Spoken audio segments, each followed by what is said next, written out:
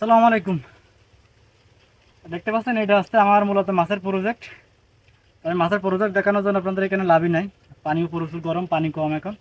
এখানে আমার মাথার উপরে দেখতে পাচ্ছেন এটা হচ্ছে আমরা চাল বা মাছা বলি, আমাদের আঞ্চলিক ভাষা আমরা বান বলি, আপনারা মাছা বলতে পারেন আর কি। এর উপর আছে চিচিঙ্গা গাছ আছে। তো চিচিঙ্গা গাছের আপনারা ফলন বৃদ্ধি করার জন্য আপনারা অনেকে প্রশ্ন করেন যে ভাই ফলন বৃদ্ধি করবে কীভাবে।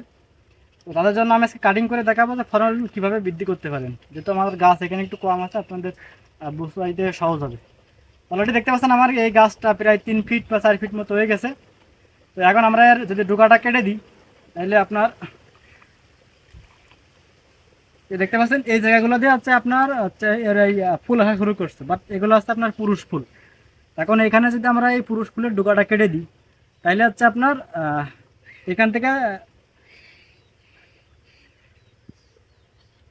2G যেটা 2G যে আপনার যে কুশিটা 2Gটা বেরোবে, তো 2G যখন কেটে দেবো অর্থাৎ 1Gতে আপনার হচ্ছে 100% মতো পুরুষ ফুল আছে। অর্থাৎ দেখেন এখানে প্রতি পাতার গোড়া দিয়ে আছে ফুল আছে, বাট এগুলো পুরুষ ফুল, এগুলো হচ্ছে আপনার ফল ওইভাবে আসবে না।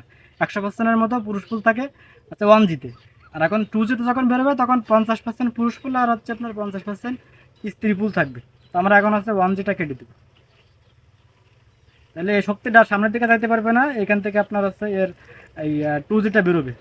আর 2G যখন আপনার 8-10 পাতা হবে তখন হচ্ছে আপনি 2Gটাও কেটে দিবেন। আর 2G কেটে দিলে তখন হচ্ছে আপনার প্রায় 50% মতো স্ত্রী ফুল চলে আসবে। আর 2G যখন কেটে দিবেন তখন হচ্ছে 3G কাটবেন।